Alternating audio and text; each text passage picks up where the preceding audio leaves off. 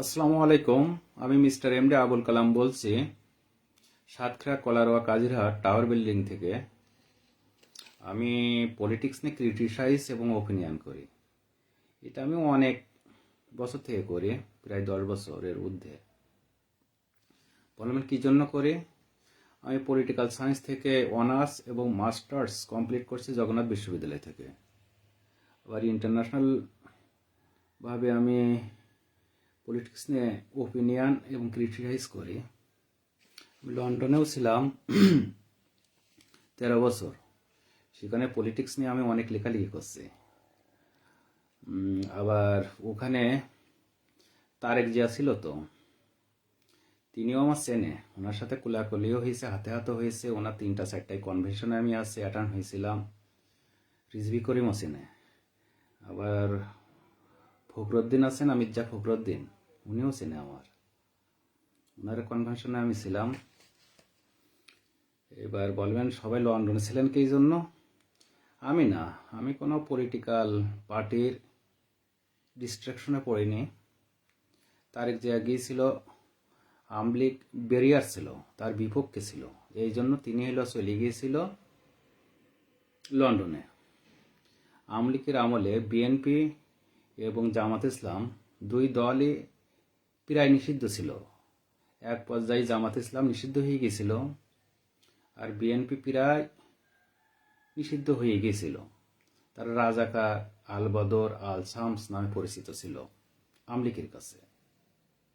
তো যাই হোক না কেন, বর্তমানে আমলিগের ভোটে বিএনপিও পাশ করছে, জামাত ইসলামও পাশ করছে। যদি বলেন না পাওয়া, তারা ভোট দেয়নি, তাহলে তাদের ভোটগুলো গেল কোথায়? এই জন্য যারা আমলিগের বদ লিডার ছিল, বাংলাদেশের বিপক্ষে, বিএনপি এবং জামাত ইসলাম এনসিপির বিপক্ষে, তারা সব ইন্ডিয়ায় গেছে আর জেল হাজতে তারা আছে। আর যেগুলো ভালো মানুষ আছে, আমলিগ করলেই তো খারাপ হয় না, তারা বলে সব বাংলাদেশে আছে। তারেক যে একটা কথা বলছে, যে দল ক্ষমতায় থাকে, যে লিডার হয়, তার একটু নমনীয় হতে হয়, তার একটু মানুষের ক্ষমা চোখে দেখতে হয়। এখন যে জামাত ইসলাম, আমাদের সাতক্ষীরায় 4টা জামাত ইসলাম ক্ষমতায় গেছে। এখন তারেক জিয়াকে জামাত ইসলামদের খারাপ চোখে দেখবে না। আপনাদের মতন ওইরকম লো মন মানসিকতা নেই তার। সে দেখবেন জামাত ইসলামদের আরো ভালো চোখে দেখবে। সে সাতক্ষীরা ডিস্ট্রিক্টের মানুষেরও ভালো দেখবে, সাতক্ষীরায় দেখবেন বেশি উন্নয়নমূলক কাজ করবে। সে জানি আমি কি, আমরা মানুষ চিনি, আমরা রিয়েল পলিটিক্স, আমরা রিয়েল পলিটিশিয়ান, আমরা বড় মন মানসিকতার অধিকারী, আমরা জানি। দেখবেন সাতক্ষীরা মানুষের এত ভদ্র হিসাবে চেনে বা জানে বা জানবে, কখনো আপনারা কল্পনা করবেন না। সাতক্ষীরা আজকের থেকে দেখেন একটা জান্নাত, মানে শান্তির ওয়েদার বিরাজ করছে। মানুষের মধ্যে শান্তি আর শান্তি। কারণ এখানে বেশি পলিটিশিয়ানরা আসে না বিভিন্ন দল থেকে, সব একক ভিত্তিক চলে গেছে। আর একক ভিত্তিক হলে তো সেখানে আর গন্ডগোল হবেই না। যদি একটা আসন যদি বিএনপি পেত আর একটা আসন যদি জাতীয় পার্টি পেত, তাহলে দেখা যায় আমলিগ জামাত ইসলামের সাথে মারামারি হতো, গ্যাঞ্জাম হতো। আর যেখানে সম্পূর্ণ আসনগুলোই পেয়েছে জামাত ইসলাম, এখানে দেখবেন মানুষের মধ্যে কোনো রকমে গন্ডগোল, কলহ, বাক বিতণ্ড হবে না। মানুষের মধ্যে দেখবে সুসম্পর্ক, শান্তি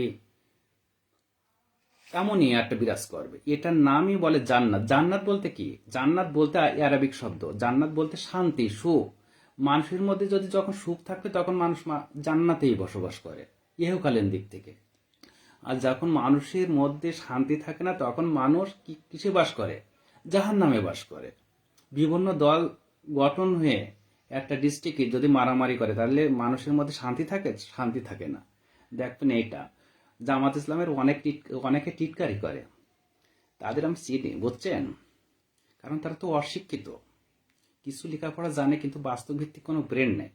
জামাত ইসলামের টিটকারি করে, তা আমি তো আগেই বলেছি, ডিম বেচ তারা পলিটিক্স করবে না কেন? তারা তো ক্ষমতায় ছিল না। এখন ক্ষমতায় কয়টা, প্রায় 80টা আসন পেয়েছে না? দেখবেন তো আগামী ইলেকশনে, আগামী 5 বছর পর তারা বলে আছে ওরা অত ডিম বেচা লাগবে না, তারা বিজনেস থেকে যে ইনকামটা হয় সেই টাকাটা পলিটিক্সে আবার এলো পলিটিক্যাল পার্টির জন্য ব্যবহার করতে পারবে। কেমন? এইটা আমরা জানি।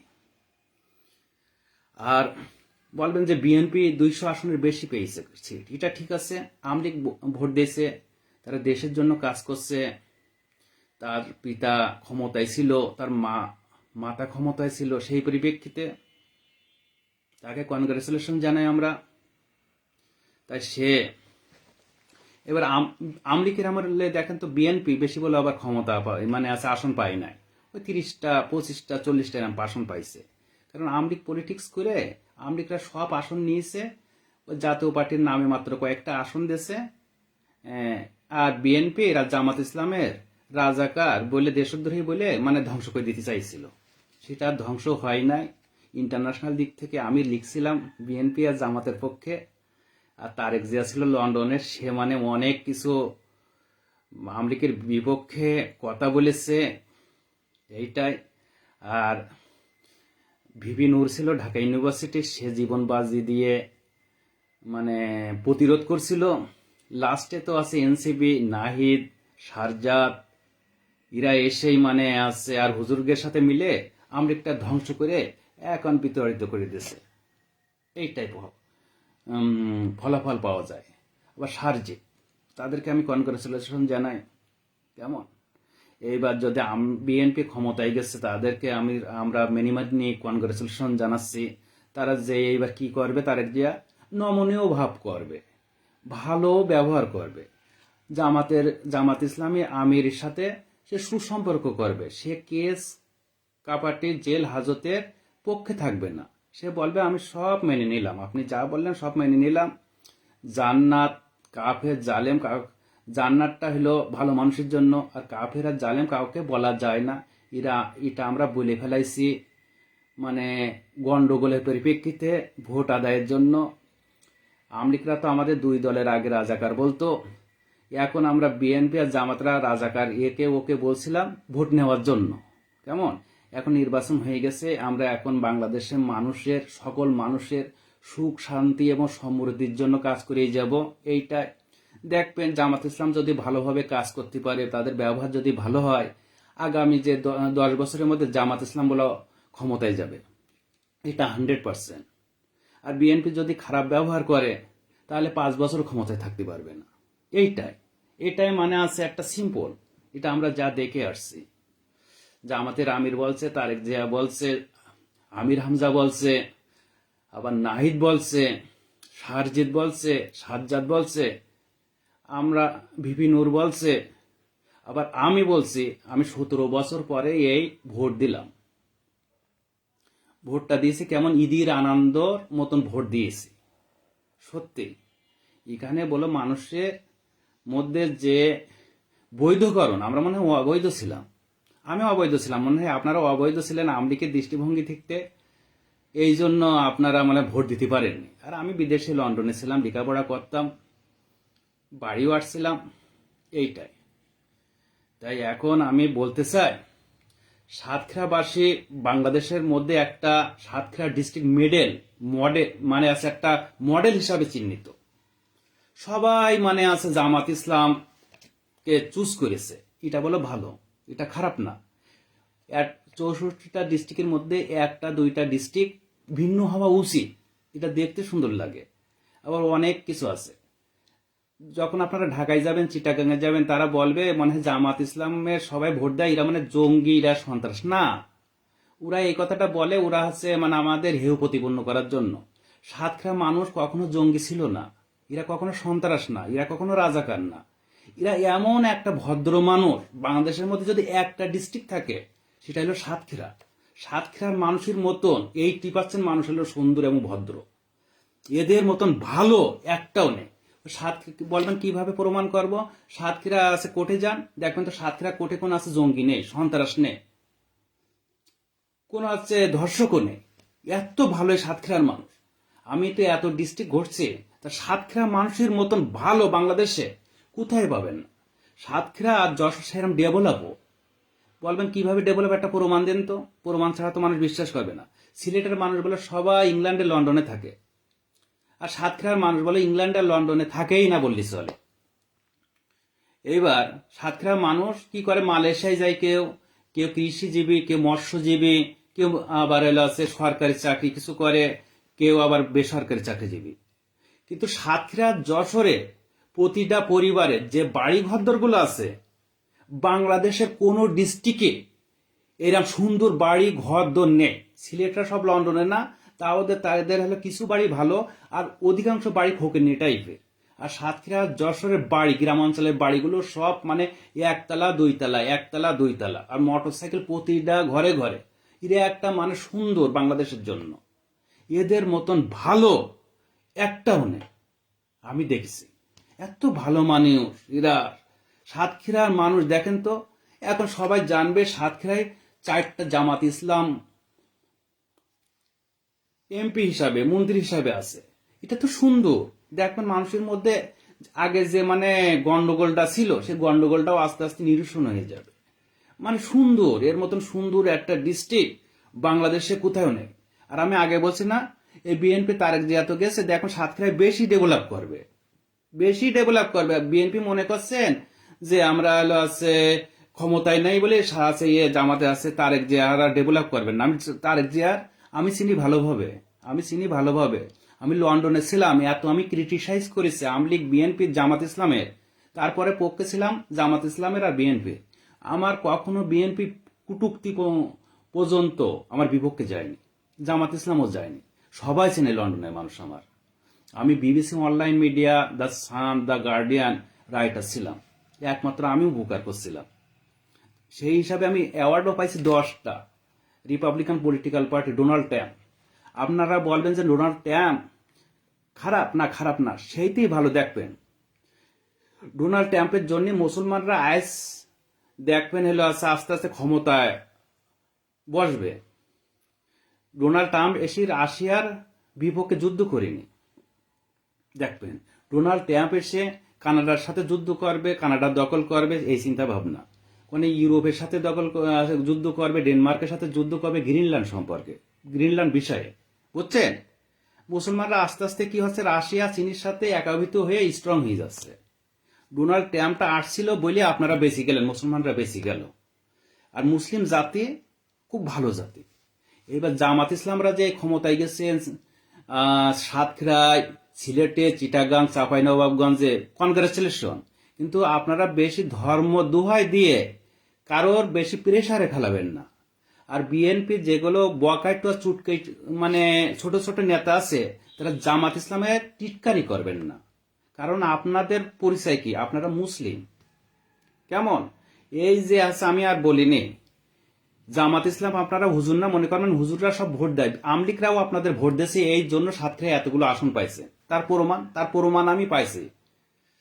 আমাদের পাশে রয়েছে খ্রিস্টান পাড়া, উপজি বলছে যে কালাম ভাই আমি হচ্ছে দাড়িপাল্লায় ভোট দিয়েছি। আমি বলছি আচ্ছা ঠিক আছে, তুমি আর কারোর বলো না। তাহলে চিন্তা করছেন, তারা বলে ঘোর আমলিক ছিল, তারাও দাড়িপাল্লায় ভোট দিচ্ছে। তাহলে মানুষ বলে সকল মানুষ সমান, হাদিসের দৃষ্টিকোণ থেকে তার প্রমাণ হয়েছে।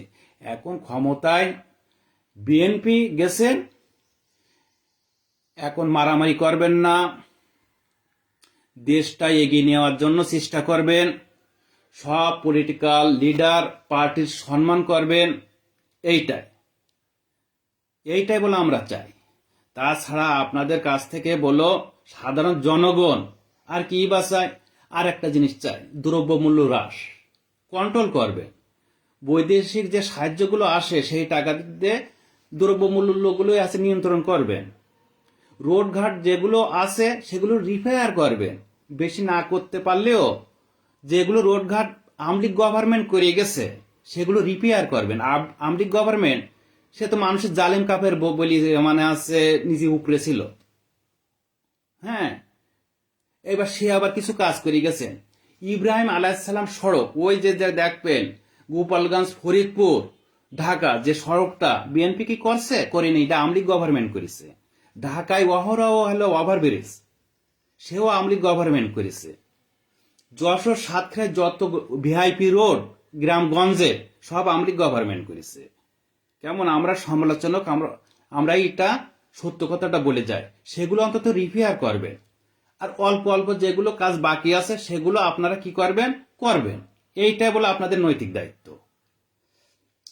এবার যেগুলো আওয়ামী লীগ 6 সিটে আছে তাদের যদি খুবই খারাপ থাকে তাদের একজন দুজনের 1 বছর 2 বছর জেল ফাঁস দিলেন, তাই বলি মেরে ফেলাবেন না। ওই হন্যি হয়ে গেছিল তো আওয়ামী লীগ গভর্নমেন্টের নিশা হয়ে গেছিল বিএনপি মারা আর জামাত ইসলামের মারা। বিএনপির কতগুলো নেতা মেরেছে এই আছে 10-15 বছরে, গত 10-15 বছর। আওয়ামী লীগের জামাত ইসলামের নেতা তো রাখেই মেরেই ফেলাইছে, ও পেশা হয়ে গেছিল। আমি অতিষ্ঠ হয়ে গেছিলাম। আমি বলছি এটা কি ঠিক নাকি?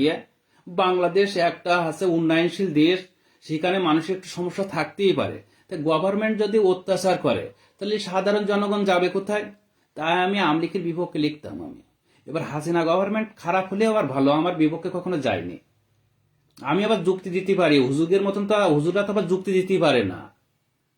হুজুররা তো যুক্তি দিতে পারে না, কিছু পারে আবার কিছু পারে না। আমি আবার যুক্তি দিয়ে দিই, স্টপ হয়ে যায়। মানুষের একটু ভালো চোখে দেখতে হয়। ক্ষুধা প্রতিটা মানুষের আসছে, কম আর বেশি। কিছু মানুষ কন্ট্রোল করে, আবার কিছু মানুষ কন্ট্রোল করতে পারে না। তারা কি হয়ে ক্ষাপ্ত হয়ে মানুষের খুন করে, কারেকশন করে, গালিগালাজ দেয়। মানুষের কাছে দেখবেন মায়ের খাওয়া ভালো, কিন্তু এই গালিগালাজ শোনা যায় না। আমরা পলিটিক্সে একবার ওতপ্রোতভাবে জড়িত না কেন? কারণ মানুষের কথা শুনতে পারিনি। মানুষের যে গালিগালাজ দেয় এগুলো মানে একসেপ্ট করতে পারিনি। কারণটা কি? আমরা মানুষের তো কাছ থেকে কোনো টাকা মেরে নেইনি, মারবও না। তাহলে কেন আছে সামান্য ভোটের জন্য আর সামান্য কিছু টাকা ইনকামের জন্য আমরা মানুষের কাছে গালিগালাজ নেব? এই জন্য। কিন্তু আমরা বলে আবার ভোটার, আমরা আবার রিয়েল পলিটিশিয়ান।